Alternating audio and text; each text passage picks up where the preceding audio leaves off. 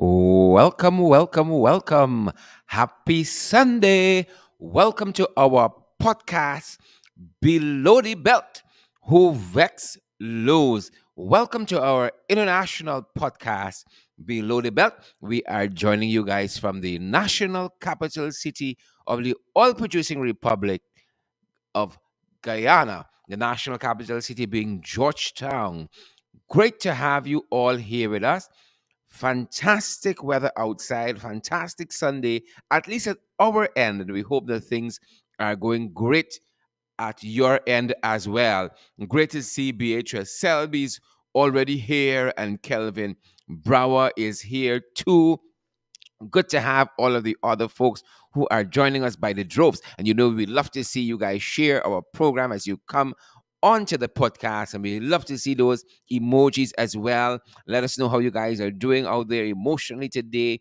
By those emojis, you're going to smash and share the live stream as well. We are going to be hearing from one Christopher Johnson and his story is a remarkable one. We are happy that Christopher is even alive to share his story with us of how he was kidnapped, beaten, and robbed. Folks, we got to keep an eye on crime. We got to keep an eye on crime. Them boys and kids, which day it is? Which day it is? Things tight, and them boys coming. And so Christopher is going to share his story with us of how, again, he was kidnapped, beaten, and robbed. We're going to hear from Christopher himself a little later on in our program. But first, guys, we're so happy that you're here, Roxanne Aaron and Linda Thomas. So glad to see you, Stephanie Pearson and Gabrielle Johnson. Am I calling it right? Yep. And Veronica Primo Rollins. Good to see you, Pamela Sanchari and Marla Alicock. Vesta Hardy Rajkumar, Desiree Simon, Liverpool. Good to see each and every one of you, wherever around the world you guys are joining us from. We are so privileged on this Sunday to be joining you. It's a Sunday's a time people, talk to the Father. They tend to be a little more spiritual than ordinarily on Sundays. Lots of folks are in the temple, the masjid, the church, and we are hopeful that you guys will have found yourselves in one of those places. And even if you're an unbeliever in any of that, we trust that you got some time this weekend to be gentle with yourselves. Folks, how is the weather where you are? How is the weather? As we said, I'm happy you asked because the weather is doing pretty fine where we are. And we hope that it holds, guys. We just hope that the weather holds. Weather.com, this is our favorite place to come to for the weather. It's telling us it's 28 degrees outside. It feels like 28, folks. It's good weather. And they're telling us there's a 5% chance it's going to rain. But it's not going to rain. Once weather.com giving you these good percentage points. We're in good stead. They say as the afternoon proceeds, as we go into the evening, there's a 16% chance it's going to rain, and overnight there's a 19% chance. We good. We good. It's 28 degrees outside, but weather.com says it feels like 35. I'm happy it's 28. I ain't want that 35 at all. It feels like 35 degrees outside. How is the weather where you are? Good to see you, Debbie Wills and Siobhan McDonald and Polly-Ann Schultz and Lynette Farrier, Anne-Marie Selby. Good to have each and every one of you here. Guys, we know for some of you, you are still in the morning, so we're in the future. All you check that. We're in the future while some of you are in the past. You're still in the morning. Nonetheless, good to have each and every one of you here. Each and every one of you here. Good to have you. How have your weekend going? How has your weekend been going, people? I'm waiting to hear from some of y'all. I'm waiting to hear. I'm waiting. Mm-hmm. Uh-huh. Uh-huh. Uh-huh. Well, I am I am holding for some of you. Alexis Williams, I see you there. Alexis Williams is watching us from Barbados. From Barbados. How are things there? How are things there? I wish we had some of that blue sea right now. Hey, Scott, good to see you. Clear Capel. Hope you guys are having a fantastic weekend. We still got a lot of hours in front of us before the weekend is behind us. And guys, enjoy to the fullest. Charlene Juice Attendry, we see you there as well. And Cecile Ogle and Roxanne Aaron. Guys, we see each and every one of you, and we are so privileged. We are so privileged to have each and every one of you here with us, guys. We could not ask for better. A lot of things happening in Bartica, people. A lot of things happening in Bartica. We coming there.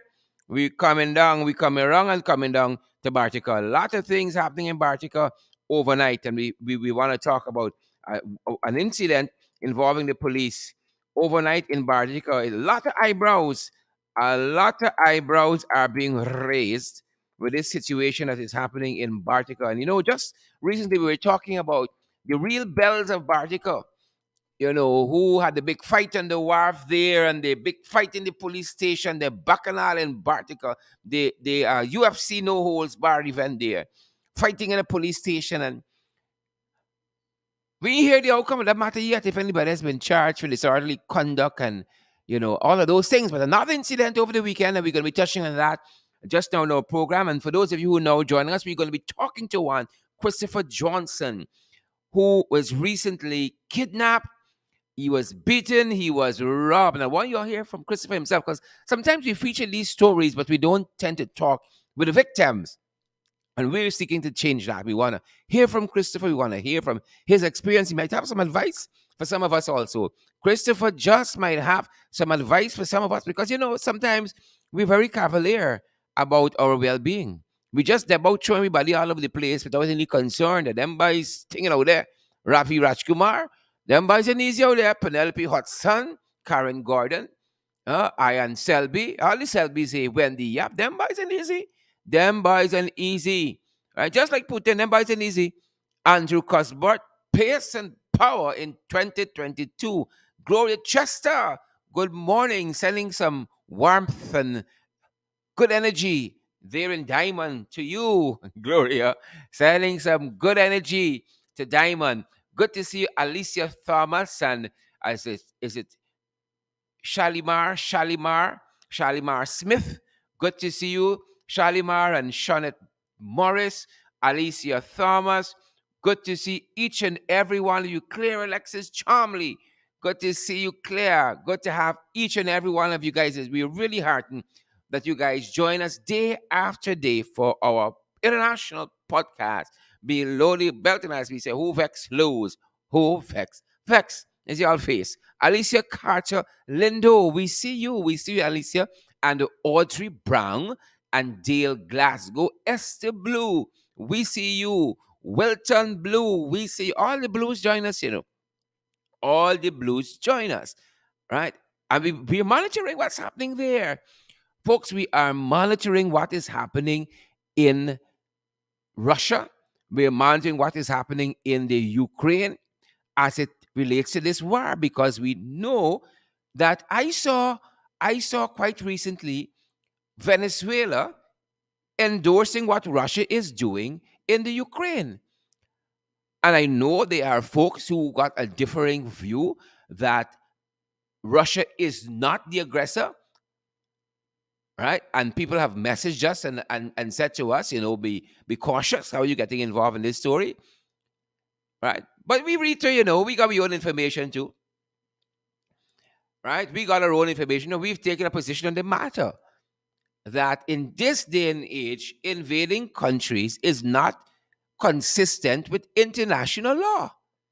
It is not consistent with international law. If we posit that view that Russia is not the aggressor and that Russia is protecting its citizens, then there are lots of mechanisms that Russia can use internationally through the Security Council, through the UN proper, and all of that to address its grievances. Invading other countries is not the way to go. And if you have a differing view, we can't fault you for that. We cannot fault you for that if you have a different view. But we are monitoring there, folks. We are monitoring what is happening with this war.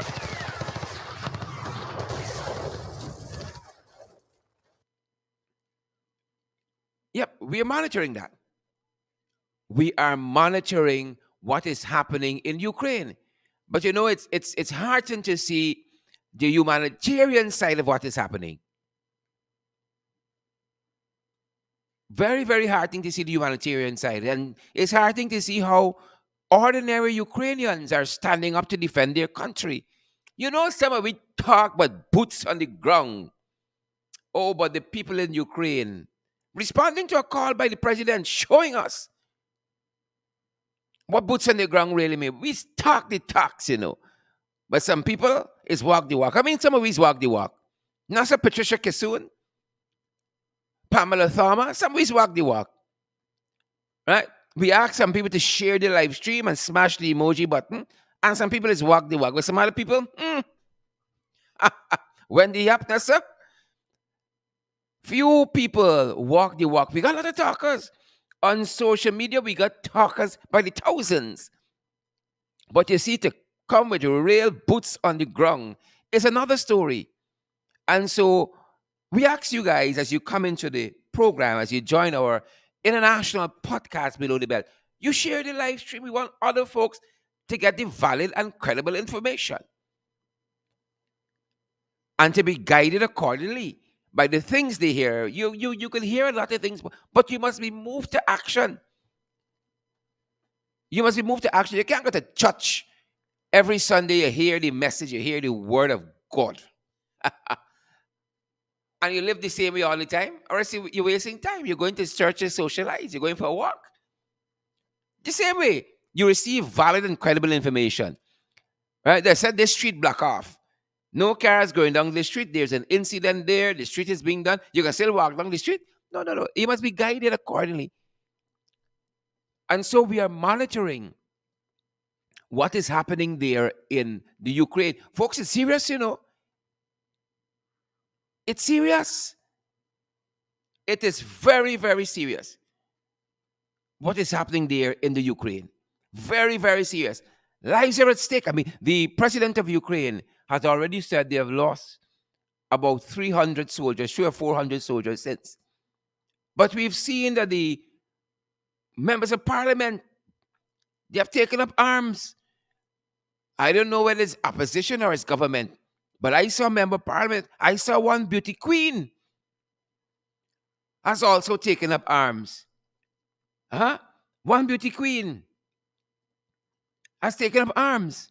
The president is leading. He ain't following. He ain't talking one thing and doing something else. He has donned his military fatigues. He take off suit and tie. There's a time for suit and tie, you know. There's a time. There's a time for fancy shooter. And there's a time for real boots on the ground. There is a time for real boots on the ground.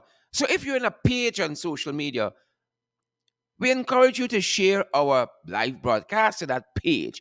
You're in a group, share it to the group. Send it to a friend. Share it back to your profiles. We understand because the nature of some of y'all work that you wouldn't want to do that because them boys are always watching. But for the rest of us, who won't give a damn? Share, share, share the live stream. And we want you guys to smash the emoji button as well. So, guys, we're following what is happening in Russia very, very closely. We're following what's happening in Russia.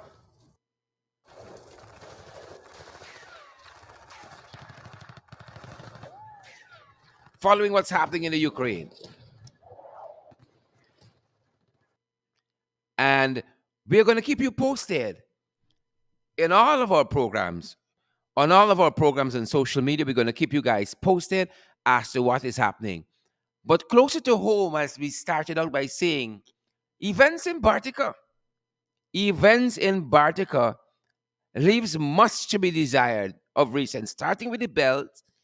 And then you had the Minister of Governance, the installed Minister of Governance. Gail Teixeira was down there doing some damage control after that big fight on the wharf.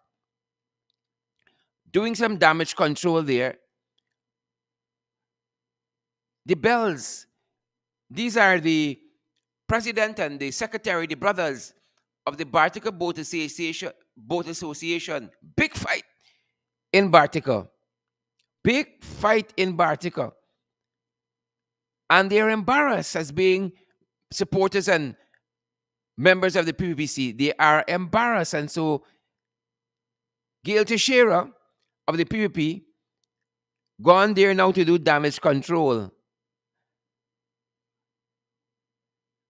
Unofficial quote unquote government business, but yet walking around the island of Bartica sharing out the mirror newspapers and taxpayers' money. Your money and my money funding party business in Bartica. Party business being funded in Bartica. So that's what's happening on that front there. And then just overnight, as we said, just overnight, we were following the arrest of a young man, Chris Crichton. And Chris was stopped by the police under some suspicion. Well, then you're going to get no suspicion these days.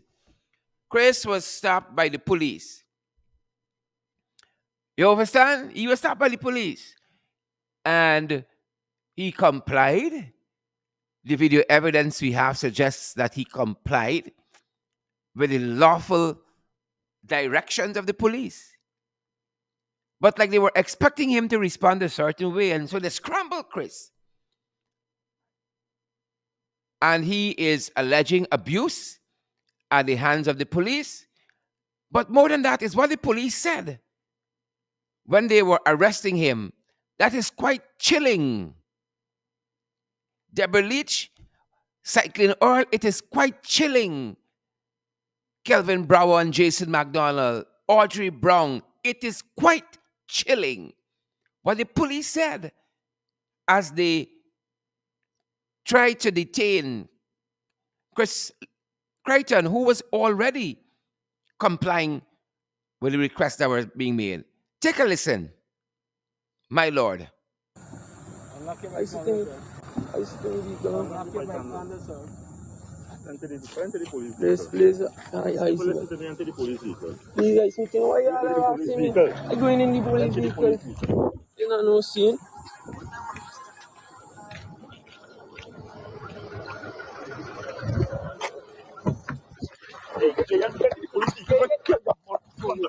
There's nobody there. You don't know. No, this is my hand. No, there's nobody. I don't know this one. Hey. I see you there. I'm part of no. What you can't want to do me though? No. Listen to me. Hey, humble. I could apply you, but you can't want to knock me. Listen to me. Hey, I see. Hey, what you telling me, boy? No, Sergeant, no. I will just step in the vehicle. Listen, buddy. Hey, lose me. No, you can't. Listen to me, Sergeant. You got problem. You got problem thing with the police. No, you got problem with the vehicle. Hey, bye. Folks, that might have gone by a little fast for some folks. Take another listen. You got to listen carefully. Listen carefully. The police talking here. You got to listen. Some of we hearing, but we listening.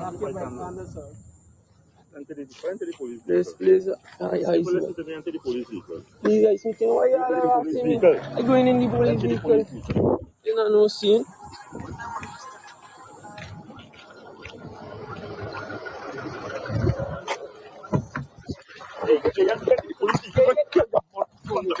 There's nobody there. You don't know.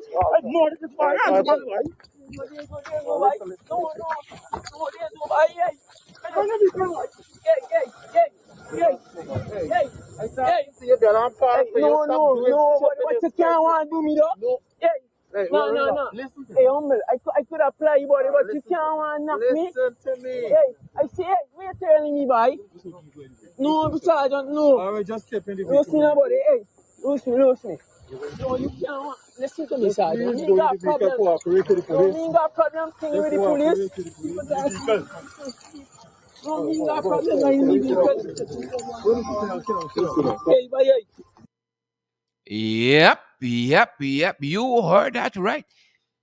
So in the video we have, and we're going to publish this very shortly if it's not already up on our pages,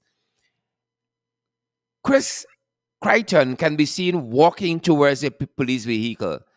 And then, for whatever reason, a policeman scrambles him. And you can hear the policeman saying, I would kill this MS.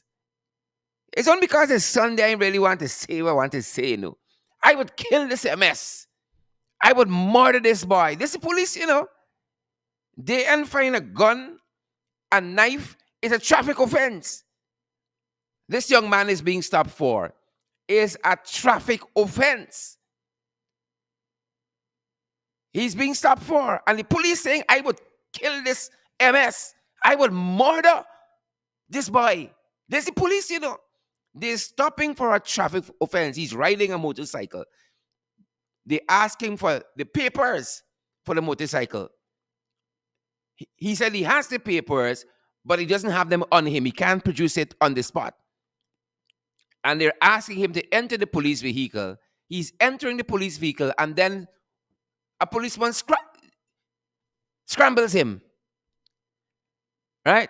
Scrambles him.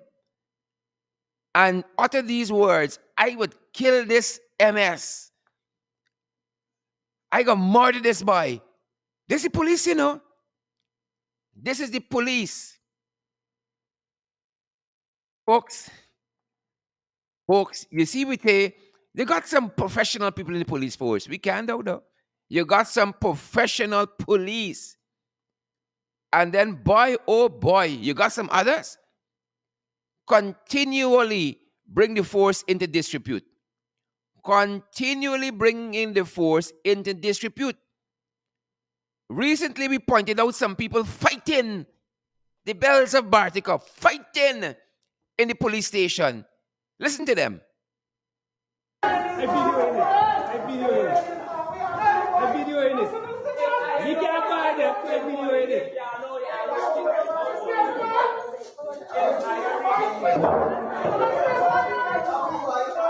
I am not fighting nobody.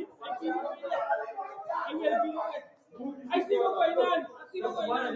One of the brothers from this side, they got an incident for one state of this side. I see. I am not fighting nobody. I am not fighting nobody. I am not fighting nobody. I will be. I see what's going on. One of the brothers from this side, they got an incident for one state of this side. I see. That, ladies and gentlemen, is the bells fighting on the stelling in Bartica. They're fighting in the police station. And here a police saying, I am party nobody. You know why they ain't party nobody? Because the bells got political contacts. And that is why they ain't party nobody. But young Chris Crichton, who ain't got no political contacts, complying with the police orders, going into the police vehicle when they scrambly and a policeman go utter, I would murder this boy. I would kill this MS. And MS is not medal of service. Let's just tell y'all, MS is not medal of service. Because some of y'all innocent, Some of y'all innocent of the wiles of the world. Especially Sunday, and y'all just out to church or the temple or the masjid, or just waking up. Y'all spirit pure. MS is not medal of service. And it's not miss either. I would kill this MS. I would murder this boy. This is a man you stop for traffic offense, complying. And people who fighting in the police station, right in Bartica. Same place, same police. Police author, I ain't parting no fight. I ain't getting involved in that. You understand where we are? You understand the two Guyanas we're living in? I know lots of y'all like me, y'all is Rasta, y'all had dread. So y'all might understand. You understand? You all understand who's sharing the live stream today? And who's going to smash that emoji button so that others get the valid and credible information? Folks, more than that, Christopher Johnson was kidnapped recently. He was beaten, he was robbed, right? Maybe if it was somebody else, they would have gotten more action on this issue. Maybe if it was somebody else with perhaps connections, and so police would be running behind him to try to apprehend the perpetrators. Christopher Johnson is a law abiding citizen, a professional. What was his offense? He got things that them boys want. Christopher is a boy with the things. And them boys don't have the things, and them boys want Christopher things. And so Christopher was kidnapped, beaten. Christopher was robbed. And we are privileged to have him joining our program today. And to tell you in his own words that we are making up story. To tell you in his own words. He's going to tell you in his own words what transpired. We're privileged to have him with us, Christopher Johnson. Christopher, welcome to our program, Below the Belt. Good day to you, good day to your viewers, and happy for having me here this morning. I'm so happy that you have availed yourself to be part of our program, because so many times, Christopher, on our programs, we talk about the issues, we talk about the events, we talk about the personalities, but we don't always engage those personalities who are part of these issues. And again, Christopher, we are so privileged that you have decided to step forward and share your story with members of the public. Let's start, Christopher, a little bit about, tell us a little bit about who you are as a person. Who is Christopher Johnson? I remigrated to Georgetown again a couple of years ago. I started a company. That's a construction company. I'm also a lecturer at the Bartica College of Education. You are a lecturer at CPCE, in addition to the Yes. other things that you do. What do you lecture, Christopher? I do building construction technology. I do uh, drawing, basically architectural stuff. So you're a professional person. Yes, I am. You've applied yourself to academia. You're a professional person. You got your private company and you give back service to this country by lecturing through CPCE in this very technical area. Yes, sir. Fantastic. Thank you for your service. But Chris, then you got into this dark side of this country that permeates the society in which we live. Tell us a little bit about where you were when this incident happened, being kidnapped and beaten and robbed. Tell us where you were when all this transpired. Basically, this unfolded the 8th of February. Mm-hmm. At a location in a field of fire. Someone at the time I call a friend. It's a tough situation because I still relive some of the moments. As painful as it is, it's the reality of what we live in. Um, and these activities would have occurred in bright daylight about 11:30 that morning. And it's tough that sometimes when you go through, interview or conversations such as these, to relive those moments. But I'm happy that, at least someone up there who could be trusting, as I was in that particular situation, can have a bit more understanding as to what are some of the things we can do to protect us, because Guyana is evolving. And as young business people, we need to be a little bit more skeptical, a little bit more watchful, a little bit more protective in how we do business. Mm-hmm. Mm-hmm. Precisely. So, Christopher, walk us through what specifically happened that particular morning, as closely as you can. You were in A field, Sophia. You live in that area. What might you have been doing there? And walk us through step by step, again, as closely as you can, the events as they unfolded. If I may, to save a whole lot of details Go and right time, ahead. but I'll be specific. I'd actually purchased a mini bus from a friend Mm-hmm. that at the time I called a friend. And on purchasing the bus, I realized that the documents were all intact. So I started to do my investigation. And when I, from talking with the person who would have purchased the bus from, Mr. Nigel Anthony Reed, he said to me that the bus has a lien on it. And if you're selling me a bus, how could you be selling me a bus with a lien? So I didn't understand all these terminology because it's new to me. Mm-hmm. So I started to dig and I started to find out. But, the bus was sitting there for like over a month, maybe going to 2 months. And I want the bus to operate so that it can offset some of what I'm doing. Mm-hmm. So the only thing that was needing at the time was the insurance for the bus to operate. So I called him and I said, man, look, I need the insurance to the bus. On that said day, right, there were some activities before that because when I tried to find out who the previous owner for the bus was, that's a guy by the name of Terence Thornton. Mm-hmm. And he's a Mm-hmm. questionable character because from since then to now, nobody knows his whereabouts. He's somewhere from Barbies. We don't know if he disappeared or what, because that became a major concern for me. Mm-hmm. And I seek to reach out to him. So I got a number and I tried calling that number that belongs to him. And when I called that number, a young lady answered, but she did not sound convincing as to who she was and her relation to Mr. Thornton. But shortly after then, I got a call from Mr.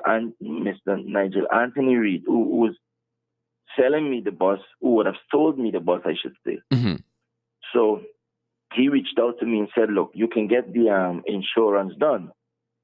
He called me about 8 o'clock that morning. And I was excited because I want the bus to operate because it hasn't been for well over a month. So I said, okay, I'm going to go get this insurance done so that the bus can operate. So he called me and told me to meet at Assura Insurance Company in the mall. That's Giffland Mall. Mm-hmm. So when he called me and said to meet him there, I was excited, so I started to prepare. Then he called me back like 20 minutes after and said, okay, don't meet him there. He has a problem with his car not down or something. His car is down or something. So let me pick him up in Albastown. Albastown is an area where we both were working together. I was building a house for him, so I know the place. So I said, okay, I'm just going to drive over there. I'm going to pick him up. I'm going to go to the mall and get this thing done. When I got over there, I saw an individual that I didn't know for the first time. So I locked all the doors, all the windows on the bus. And on arriving, I saw him. And I said, how is it he's saying to me that his car is not working, but he's there in the car? So I drove up a little to see if the car is working. To Mm-hmm. my Mm-hmm. surprise, he drove up behind me. So he's like 20 meters behind me, and I'm there in the car. This character that I did not know or I've never seen before, he came up to the door and he turned his back like if he's, looking the other direction. But to my knowledge, he was trying to open the door. But I closed all the doors and so on. Then he left. Then I looked out to the other one who I know, and he was with Mr. Reed. I said, I turned the window down a little, and I said, where is Big Boy? He said, the man gone some way or something like that. But I know I saw him in the car. So at that time, I called him on my phone.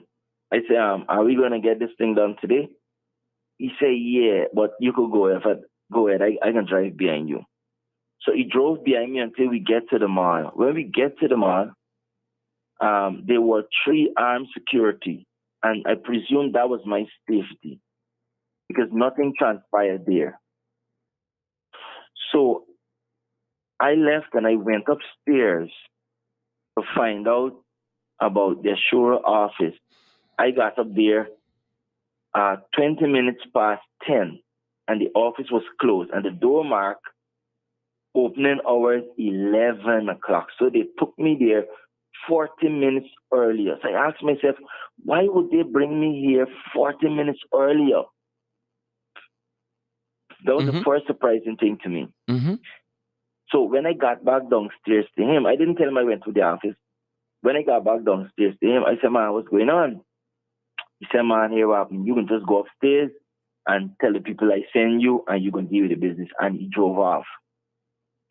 Now, I'm saying, why did they allow me to come here? Knowing, because if they go to the mall, they know the time that the insurances operate. Why would they bring me at that time?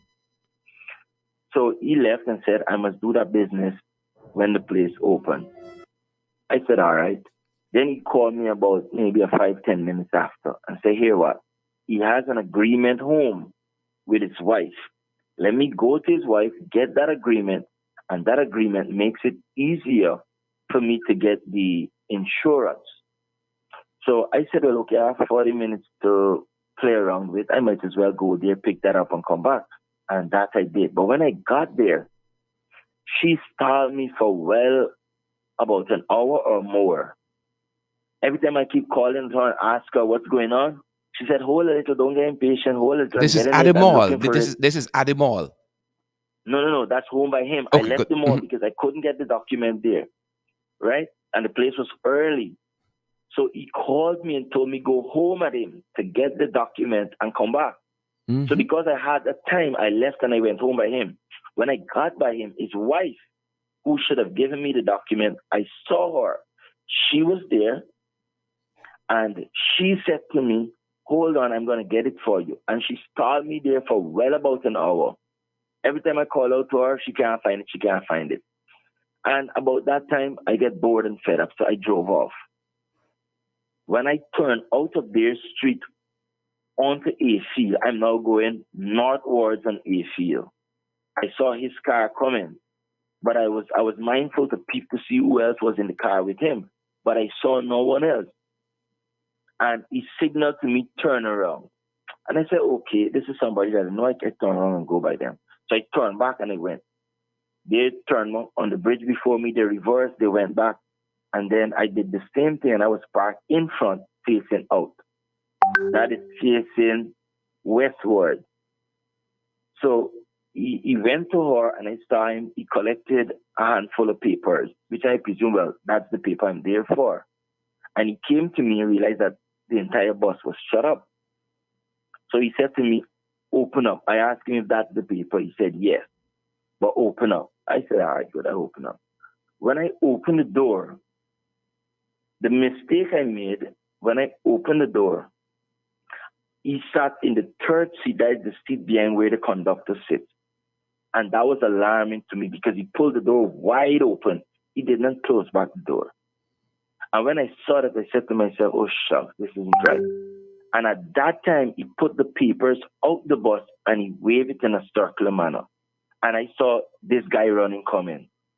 When the guy came, he came straight in that same seat where the conductor sits and hit me in the face right away. Bladam, don't say anything. So I'm now looking back to figure out what's going on here. And he's trying to hit me again. So I grab onto the wood that he had in his hand with my left hand. So having held the wood, he had a scissors in his left hand. And he tried to choke me in the head. I had a couple of punctures well in my head. So I'm trying to block his efforts with my right hand.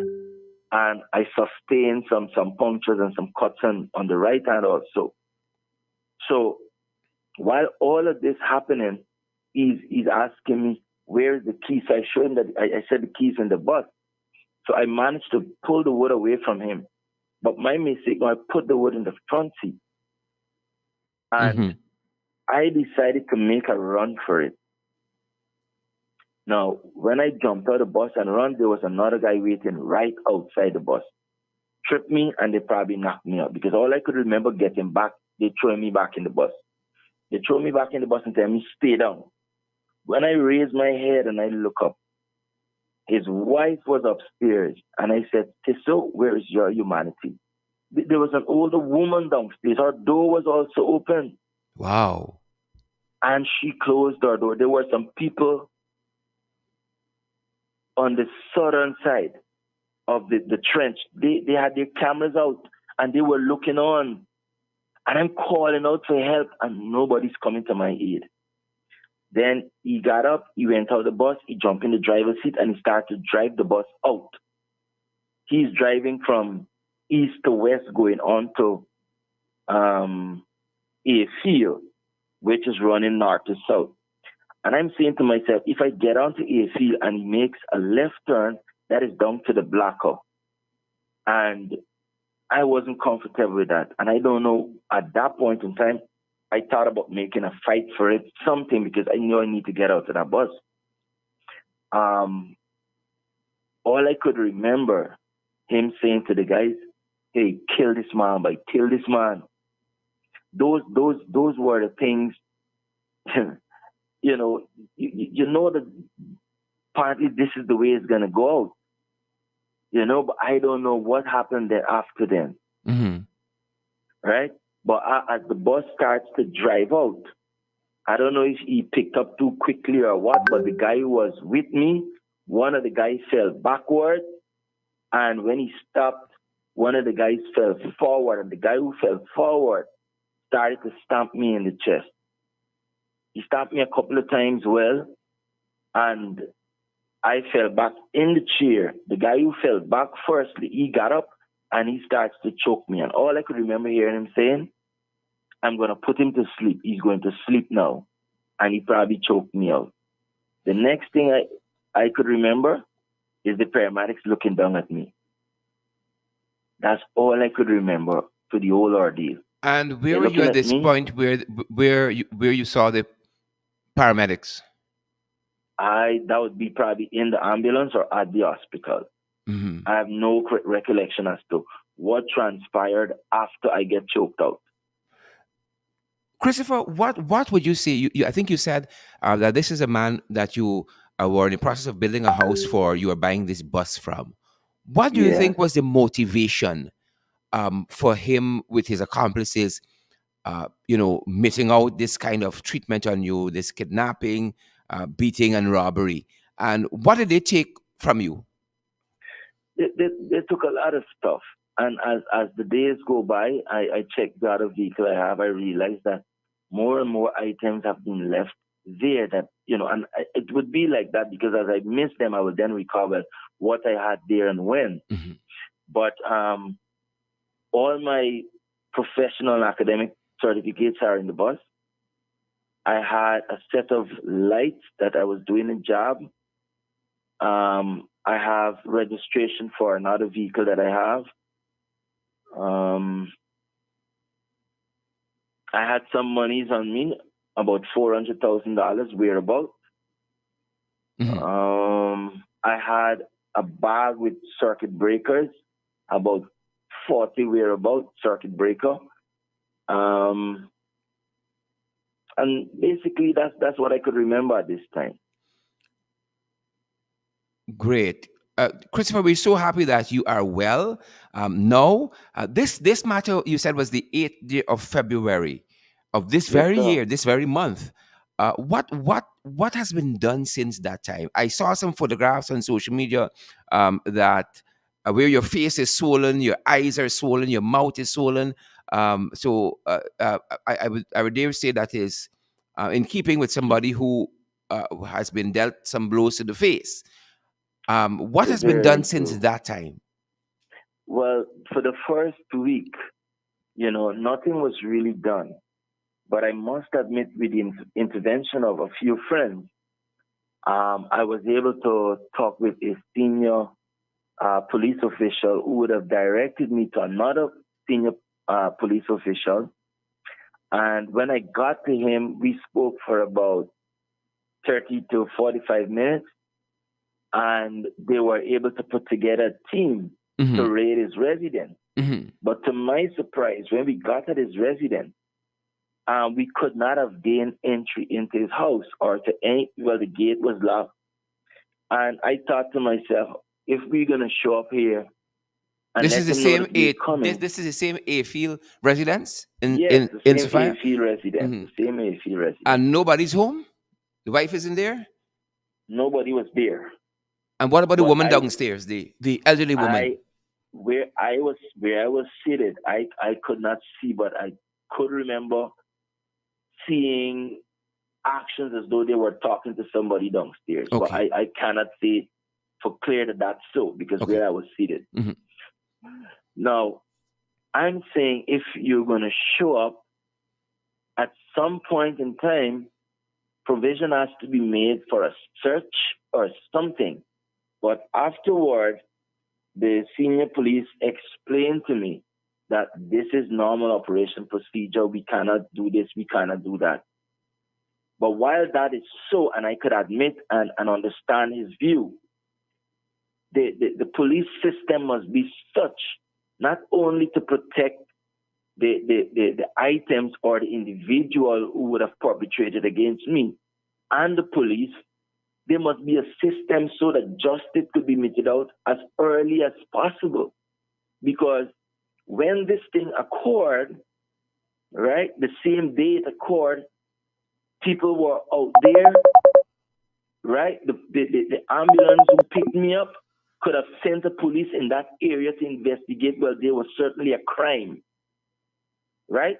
So they had enough time to do whatever they had to do in removing evidence or vacating the property. hmm So those are my concerns, just the way the operation is conducted. But I must admit, I would have gotten some help, some swift help, when we would have had conversation with the senior police officer. But from then to now, nothing happened. And that is my concern that the case may just go cold on us. hmm hmm hmm Wow, it's interesting why the police aren't more on this.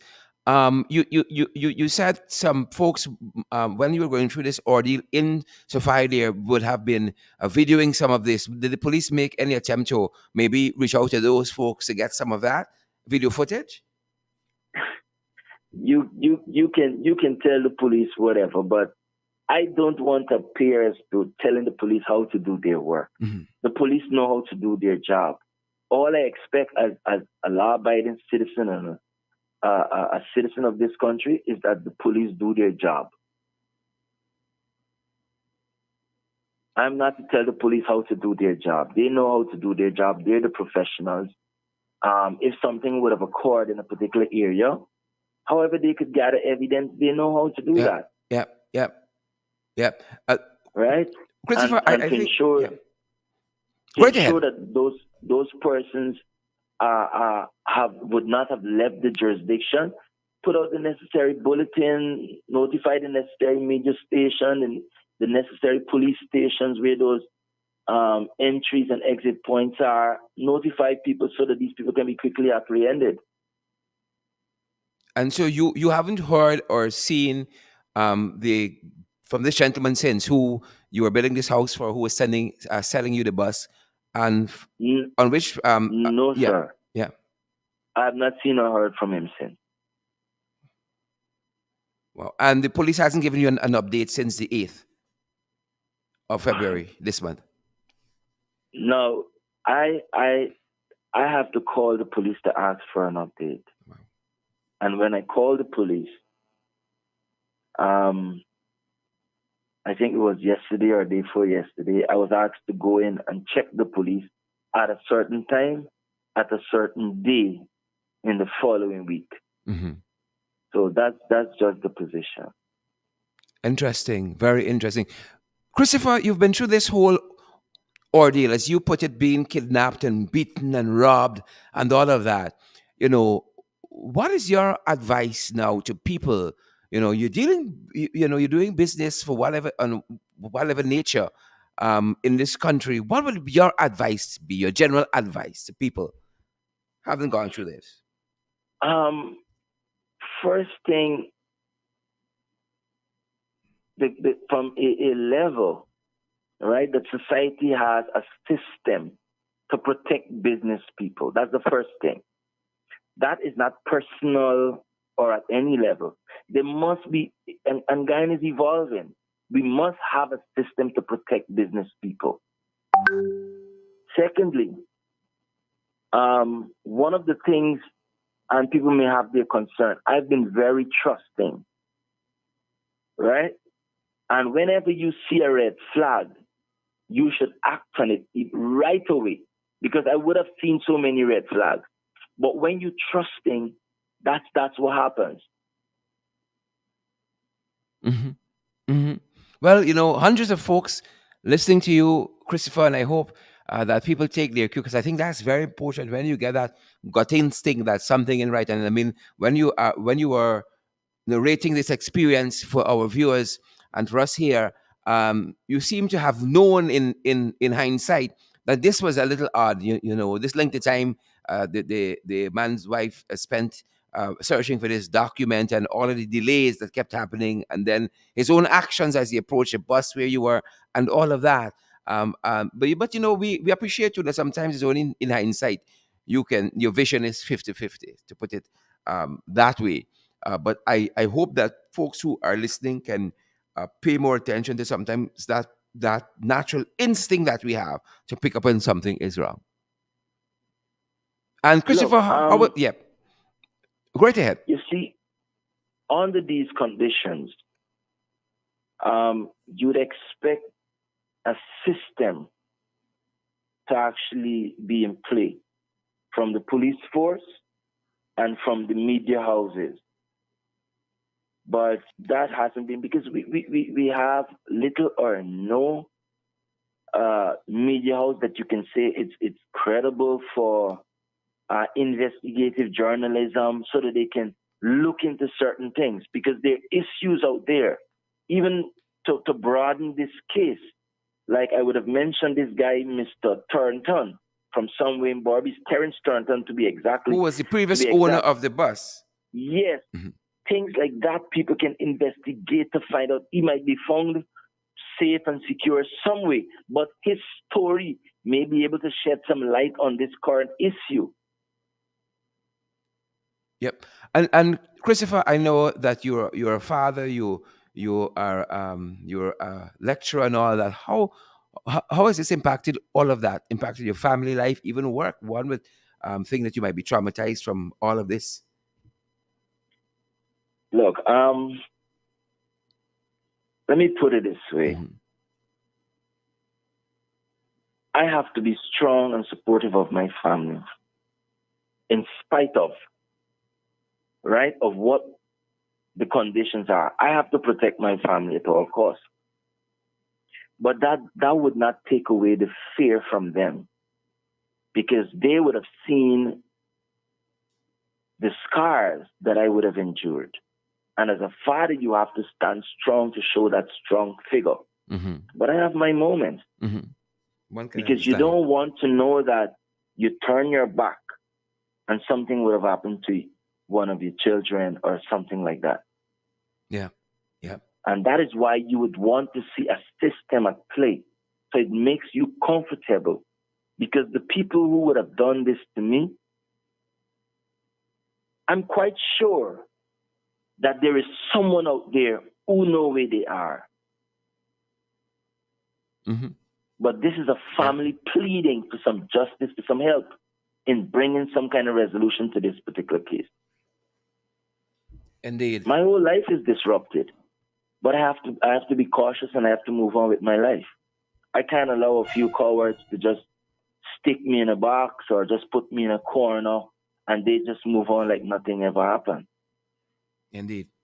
Indeed. I will press on with my life and let them know that I'm strong enough. And there is something. You see, God in his wisdom and his mercy, he does whatever in his own time. And Yeah. I could rely on the wisdom and the power of God for justice in this case.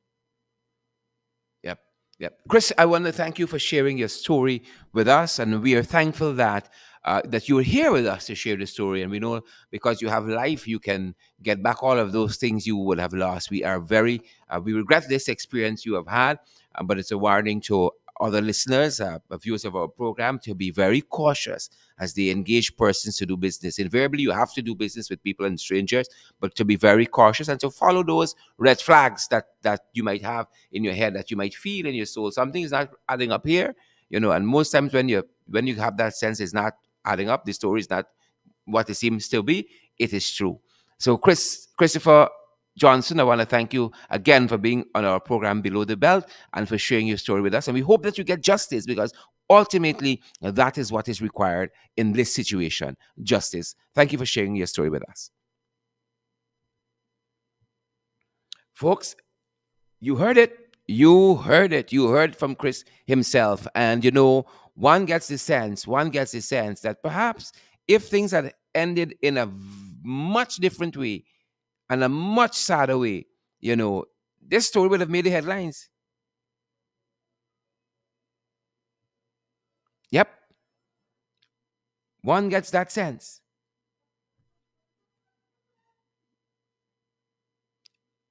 Maybe persons would have been more willing. Maybe the police force, you know, if they had found, God forbid, Christopher Johnson's body somewhere bunged and gagged, then the police force would have been hot on the trail, right? But this is a story in Chris's own words. In Christopher Johnson, he said he's a businessman. He's also a lecturer at CPCE. And this is his story as experienced by Christopher and his family. And again, we hope that Chris gets justice, because that is what is required. Folks, this is our time for today. This is, you know, we want, look, Lisa said the wrong things. Hmm, hmm, hmm. Coletta, good to see you. Diane Gravesandi, great to see you. Lativia Lois, good to see you. Chisel Chipper, Mr. Chisel Chipper. Andrew Cuthbert, thanks for joining the program. Folks, as you were here, I see one Roger Can has joined us. All kinds of names. You see that?